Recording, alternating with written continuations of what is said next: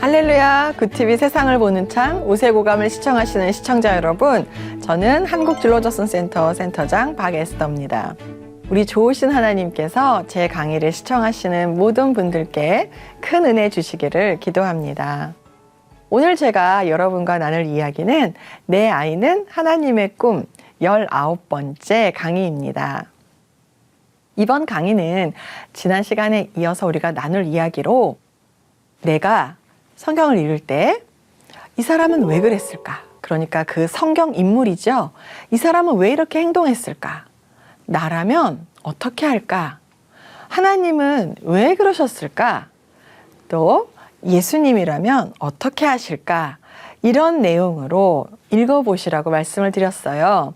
그러니까 why 그리고 what, 왜, 무엇을 또는 어떻게 이렇게 적용하면서 읽다 보면 성경이 주는 어떤 깊이, 그러니까 내 신앙 사고력을 높여주는 포인트들이 다 드러나면서 나의 성경 읽기가 풍성해지고 무엇보다 하나님의 말씀과 하나님에 대한 믿음, 사랑이 커지는 걸 느끼실 수 있을 거예요.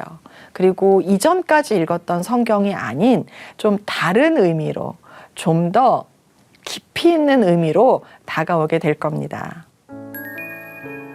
예수께서 제자들 앞에서 이 책에 기록되지 아니한 다른 표적도 많이 행하셨으나 오직 이것을 기록함은 너희로 예수께서 하나님의 아들 그리스도이심을 믿게 하려 함이요 또 너희로 믿고 그 이름을 힘입어 생명을 얻게 하려 함이니라. 아멘. 딱 이것만 기록하신 데는 이유가 있다. 바로 다른 거 다 필요 없고 예수 그리스도가 하나님의 아들이심을 믿고 영생을 얻는 것. 이것이 다인 거예요. 이것 때문에 하나님께서 우리에게 성경을 남겨주신 거죠.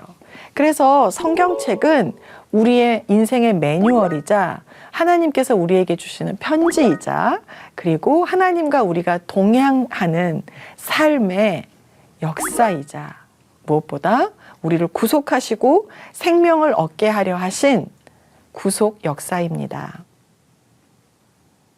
올바른 성경 읽기. 그래서 왜, 무엇을 또는 어떻게 이걸 생각하면서 읽으실 때 그냥 지나쳤던 이런 말씀들 더 의미 있게, 더 깊이 있게 우리 신앙 사고력을 자극하면서 다가오게 될 거예요. 방금 읽었던 말씀도 그렇고요. 한번 오늘부터라도 실천해 보시면 좋겠어요. 우리 자녀들과 함께 말이죠.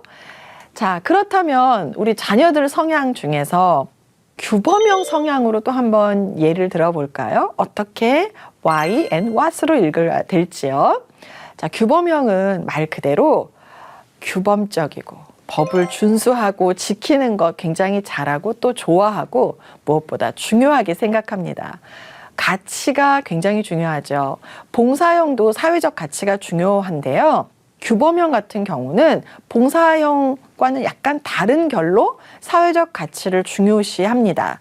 봉사형은 긍휼함으로 간다면 규범형은 법대로 가는 거예요. 규칙대로, 정해진 대로. 원래 그것은 이렇게 하기로 되어 있어.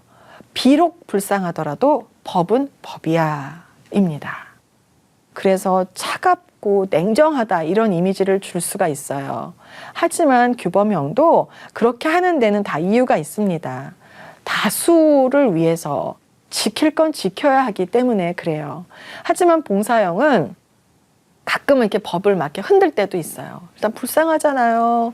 법이 뭐 그렇게 중요한가요? 사람 위에 법이 있나요? 이러면서 할 수 있는데 규범형은 비록 불쌍하더라도 그래도 법이 우선. 이런 게 좀 있지요. 그래서 이 둘 다 사회적 가치를 중요시 하는데 그 결이 조금 다릅니다. 그렇다 보니 규범형은 성경을 읽을 때도 뭔가 계획대로 해야 돼요. 그냥 이렇게 내키는 대로 이런 분들 계시죠. 자, 오늘 말씀을 읽자. 오늘 나한테 하나님이 무슨 말씀을 주실까 해서 탁 펼쳐서 좀 마음에 안 드는 말씀 나오면 아우 다시 3-4번이야. 또 탁 펼쳐서 읽고 그러지 마세요. 자, 규범형은 좋아하는 책부터 읽어봐도 잘 안 돼요. 딱 계획대로 해야 돼요. 그래서 성경 읽기 계획표 있잖아요. 뭐 1월 1일부터 이 구절 읽고 이렇게 가면 일독이 된다. 이런 표 제일 잘 수행하실 수 있는 분들이세요. 그런데 원하는 대로 읽으세요라고 하면 좀 어려워하는 그런 면이 있습니다. 성경 읽기 계획표가 있으면 참 좋아요. 그래서 읽고 체크하고 읽었다. 또 이렇게 체크하고 넘어가고. 자, 이런 규범형. 어떤 말씀이 규범형을 정말 규정 짓는 말씀일까요? 자, 다니엘 6장 10절 말씀을 보시겠습니다. 전에 하던 대로 하루 3번씩 무릎을 꿇고 기도하며. 자, 이 상황은 어떤 상황이냐면요. 바벨론의 포로로 지금 다 잡혀온 이스라엘 백성들의 상황 속에서 다니엘이 좀 고위 공무원이 됐어요. 높은 자리에 올라갔어요. 그럼 총리가 돼서 나라를 잘 다스리는데 이제 왕을 좀 도와주고 있단 말이에요. 그런데 이 사람이 흠잡을 데가 없어요. 규범형이니까 법도 잘 지키고 뭐 누구 뭐 아부를 다 받아주겠어요. 뇌물을 받겠어요. 뭐 착복을 하겠어요. 법대로 하시는 분인데 그러니까 이걸 지켜보고 있던 이방인들이 화가 나는 거예요. 눈엣 가시예요. 그래서 어떻게 해서든지 다니엘을 좀 끌어내리고 싶은 거죠. 그래서 어떤 핑계를 대서 이 사람을 좀 잡아서 끌어내릴까? 그러다가 늘 하던 대로 성전을 향해서 기도하는 걸 알게 됐어요. 당시 이방 세계는 왕이 신이잖아요. 왕이 곧 신인데 왕에게 경배하지 않고 다른 신에게 경배한다. 이건 정말 국가 모독죄나 마찬가지죠. 그래서 잘됐다 이렇게 해서 이제 딱 잡은 거예요. 이거 잡았다 이렇게. 자, 그래가지고 다니엘을 사자굴로 보내려고 이제 조서를 쓰고 하는데 그걸 알았어요. 다니엘이 모르는 게 아니에요. 그거 다 알고 있었어요. 그래도 전에 하던 대로가 중요해요. 전에 하던 대로 뭐 죽이든 살리든 상관없어. 나는 내 할 일 하는 거야. 이게 규범형이에요. 그냥 내 할 일 한 거예요. 하던 대로 한 겁니다. 다니엘은 왜 그랬을까요? 정해진 게 그러니까요. 규범형이잖아요. 하나님께서 그렇게 하라고 하셨잖아요. 그러니까 하는 거예요. 자, 여기서 중요한 포인트가 있어요. 규범형은 그렇기 때문에 윗사람을 잘 만나야 돼요. 상사가 하라는 대로 또는 멘토가 하는 거를 보고 그대로 따라합니다. 그래서 중요한 부분이 이런 규범형들에게 선생님이나 선배, 멘토가 까딱 잘못 이렇게 만나게 되면 나쁜 길로 좀 빠질 수도 있어요. 예를 들면은 다니엘이 만약에 하나님을 믿는 자가 아니었다면 어떤 결과를 가져왔을까요? 그 나라 법을 지키려고 어쩌면 이스라엘 사람들을 다 잡을 수도 있었어요. 그렇죠? 자, 우리 바울이 생각나죠? 이때 사도 바울. 사도 바울은 분석형이에요. 완벽해야 되거든요. 분석형이 굉장히 강한데 사도 바울에게는 규범형도 있었어요. 사람이 딱 한 가지 성향만 갖고 있진 않다고 말씀드렸었죠. 가장 주된 성향, 다니엘에게 가장 주된 성향이 규범형이라면 우리 사도 바울에게 가장 주된 성향은 분석형이에요. 그런데 규범형도 갖고 있었던 거죠. 그래서 법에 따라서 움직이는데 여기서 제가 왜 사도 바울 예를 들어드리냐 하면은 내가 따르고 쫓는 법이 얼마나 중요한가예요. 이런 규범형, 특히나 분석형하고 같이 묶여 있다면 완벽하게 그걸 쫓아가니까요. 잘못된 법을 따를 때 끝까지 따른다? 얼마나 위험합니까? 그래서 규범형 같은 분들, 내가 멘토를 정하고 내가 따라야 할 지침을 따를 때 올바른 것이 아니면 어려워요. 이단에서 좀 이단에 빠지셔가지고 이단에서도 좀 위에 올라간 사람들 보면은 규범형이 되게 많으세요. 까딱 잘못해서 잘못된 데 가서 그게 전부인 줄 알고 푹 빠지는 거죠. 자, 다니엘은 어쨌든 왜 그랬을까요? 하나님께서 하라고 했으니까 그게 법이니까 그렇게 한 것입니다. 자, 나라면 어떻게 했을까? 정말 저도 목사로서 이 목사 계급장을 다 떼고 말한다면 전 자신 없어요. 하나님 정말 죄송합니다. 여기까지만 하고 이렇게 창문 위로 이렇게 막 안 하고 그 밑에서 누가 볼까 봐 여기 숨어가지고 이렇게 하고 하나님 죄송합니다. 이렇게 하고 했을 것 같아요. 대놓고 막 이렇게 보란 듯이 과연 그렇게 할 수 있었을까? 자신 없어요. 그래서 제가 하나님께 감사한 것은 저의 성향을 잘 아시고 저를 일제강점기 때 태어나지 않게 하신 걸 얼마나 감사한지 몰라요. 제가 뭐 다른 걸로 어려운 점이 많아서 불평을 하려다가도 그래 일제강점기 때 안 태어나신 게 어디야. 난 어쩌면 신사참배했을지도 몰라. 막 이런 생각을 하고 있기 때문에 네, 항상 감사합니다. 하나님께. 자, 여러분이라면 어떻게 하셨을까요? 어머, 당연한 거를 당연히 그렇게 해야지 하시는 분도 계시겠죠. 네, 당연한 거죠. 사실은 당연한 겁니다. 우리 하나님의 법을 따르는 게 당연하죠. 하지만 규범형 성향의 분들은 저처럼 뭐 이럴까 저럴까 고민 없이 바로 아무 고민 없이 아주 당연하게 죽는다 하더라도 하시는 거예요. 자, 그럼 하나님은 왜 그렇게 하셨을까요? 왜 그렇게 죽음까지 몰아가면서 다니엘을 모셨을까요? 왜 그렇게 하셨을까요? 자, 다니엘 6장 26절에서 27절 말씀을 같이 보시겠습니다. 다니엘의 하나님 앞에서 떨며 두려워할지니 그는 살아계시는 하나님이시요 영원히 변하지 않으실 이시며 그의 나라는 멸망하지 아니할 것이요 그의 권세는 무궁할 것이며 그는 구원도 하시며 건져내기도 하시며 하늘에서든지 땅에서든지 이적과 기사를 행하시는 이로써 다니엘을 구원하여 사자의 입에서 벗어나게 하셨음이라 하였더라. 이방의 왕이 선포를 했어요. 하나님은 왕 중의 왕이시다. 하나님이 구원자이시다. 하나님이 주권자이시다라는 거를 본인이 신이라고 했던 그 이방 왕이 직접 자기 입으로 선포한 거예요. 이것 때문이죠. 이것 때문에 하나님께서 다니엘을 그렇게 죽음의 끝까지 벼랑까지 몰아가셨던 거죠. 그리고 다니엘을 건져주셨던 거고요. 자, 이런 일이 어떻게 일어날 수 있었을까요? 규범형의 성향을 잘 아시는 하나님께서 바로 그 규범형의 성향을 사용하신 거예요. 다니엘이 가지고 있는 규범형, 하나님께서 주신 거죠. 그래서 하나님께서는 그거를 다니엘의 꿈으로 실현시켜 주신 거예요. 하나님의 꿈이 다니엘을 통해서 실현된 거죠. 바로 규범형 성향으로 지어주시고 그 안에 이런 꿈을 이루시려고 계획을 하셨던 거니까요. 자, 그렇다면 우리 예수님이라면 다니엘 상황이었을 때 어떻게 하셨을까요? 자, 마태복음 26장 39절 말씀을 같이 보시겠습니다. 마태복음 26장 39절 말씀입니다. 이 잔을 내게서 지나가게 하옵소서. 그러나 나의 원대로 마시옵고 아버지의 원대로 하옵소서. 아멘.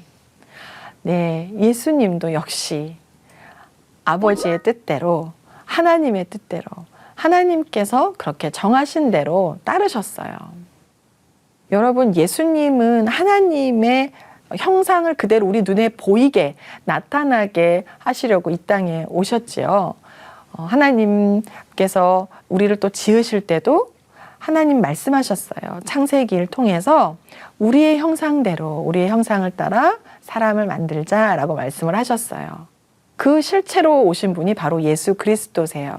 그래서 예수 그리스도 안에는 우리의 성향이 다 들어있는 거예요.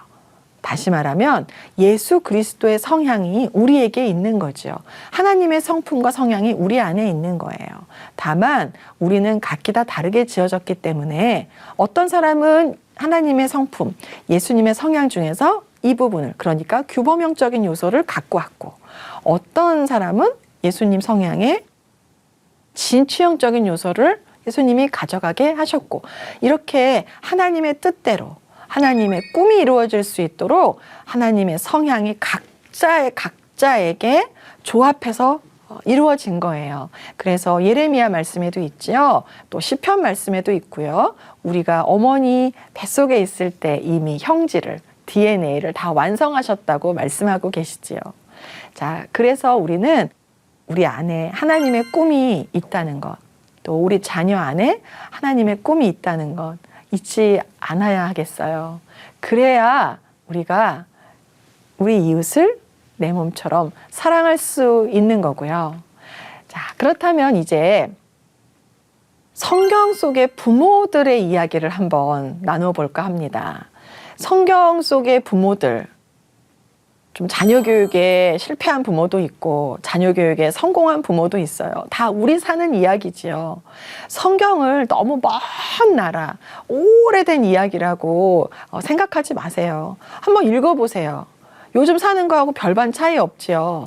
그때는 인터넷이 없고 뭐 의술이 많이 발달하지 못했고 과학기술이 발달하지 못했고 이런 차이지, 사람들 말하고 생각하는 거 보세요. 더하면 더했지 덜한 거 없이 너무 비슷하지요. 자, 그래서 우리 성경 속에서 부모들 어떻게 자녀들을 하나님의 자녀로 키워가는지, 또 그 와중에 겪는 고난들은 또 어떤 것들이 있는지를 한번 살펴보려고 합니다. 자, 성경 속 부모 이야기, 자녀 교육 열전이라고 해야 할까요? 자, 한번 살펴보도록 하겠습니다. 자, 리브가가 있어요. 리브가. 바로 이삭의 아내이죠. 에서와 야곱, 쌍둥이의 엄마이기도 한데요. 이 리브가하고 에서와 야곱, 어떤 이야기들이 있을까요? 리브가는 어떻게 자녀 교육을 하였을까요? 그리고 리브가의 성향은 또 무엇이었기에 이런 자녀 교육을 하게 되었을까요? 내 주여 마시소서 하며 급히 그 물동이를 손에 내려 마시게 하고, 마시게 하기를 다하고 이르되 당신의 낙타를 위하여서도 물을 길어 그것들도 배불리 마시게 하리이다 하고, 급히 물동이의 물을 구유에 붓고 다시 기르려고 우물로 달려가서 모든 낙타를 위하여 걷는지라. 자, 이게 어떤 내용이냐면요, 아브라함이 이삭의 아내를 좀 찾아와라 하고 이제 보냈어요.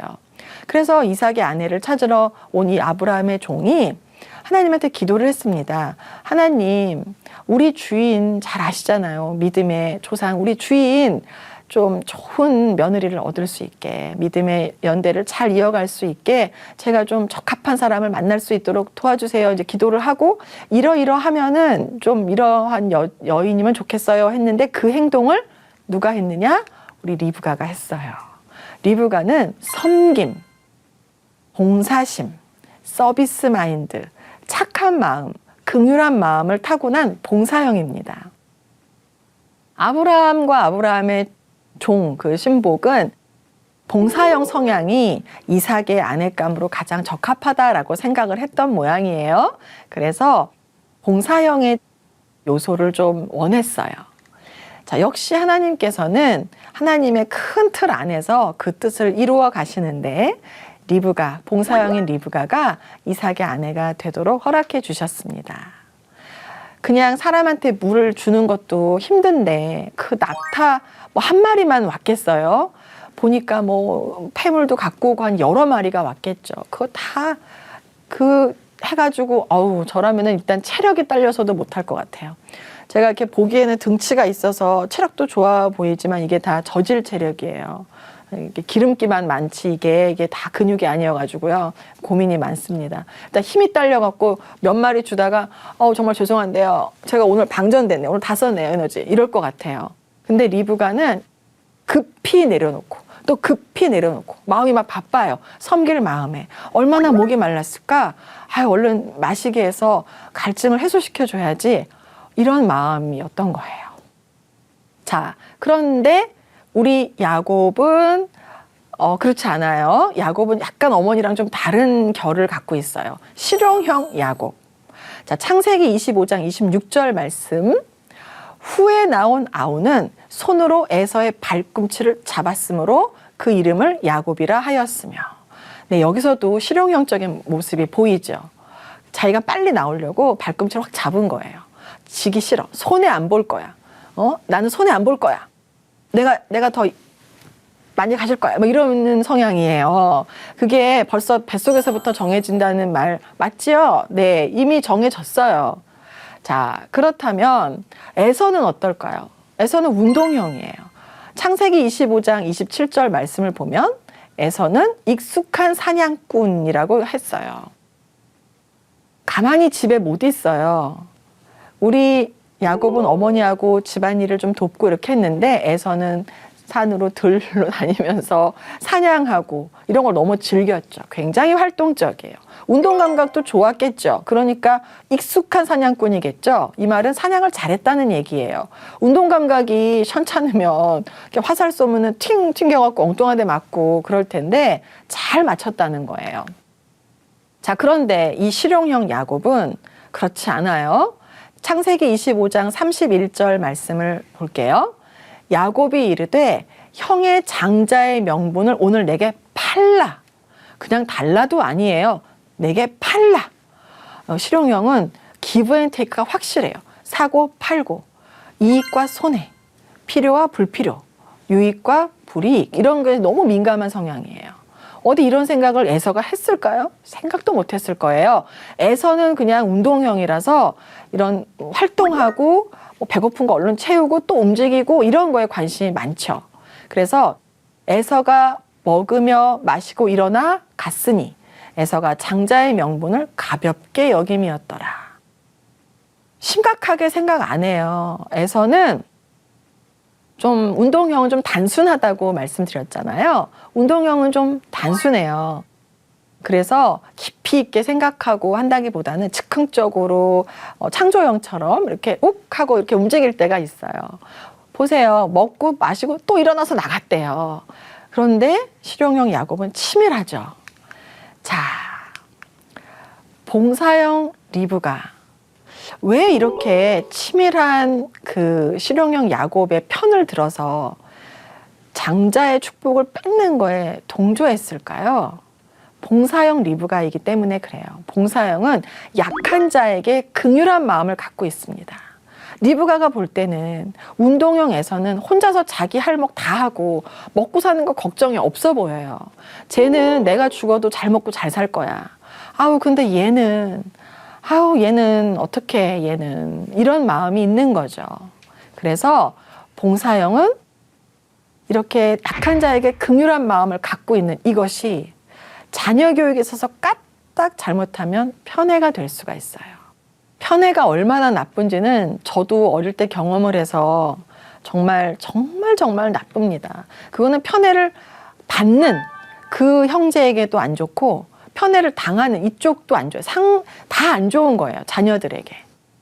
편애하지 마세요. 하나님의 꿈이 다 있는 각자 너무 소중한 자녀입니다. 근데 아무래도 나를 닮으면 좀 끌리고 얘가 좀 약하면 또 좀 끌리고 그런 게 있지요. 하지만 하나님의 꿈 담겨있는 자녀로 보아주시고 내 소유가 아니라 하나님께서 나에게 맡겨주신 자녀로 하나님께서 나에게 맡겨주신 꿈으로 보아주시기 바랍니다. 자, 다음 시간에도 이어서 성경 속 부모들의 자녀 교육 어떻게 했는가를 살펴볼 거예요. 다음 시간엔 어떤 부모가 여러분을 기다리고 있을까요? 다음 시간도 기대해 주시기 바랍니다. 하나님의 말씀으로 세상을 이해하고 바라보는 마음의 창이 여러분 안에 열리기를 소망하며 이 시간 마치겠습니다. 감사합니다.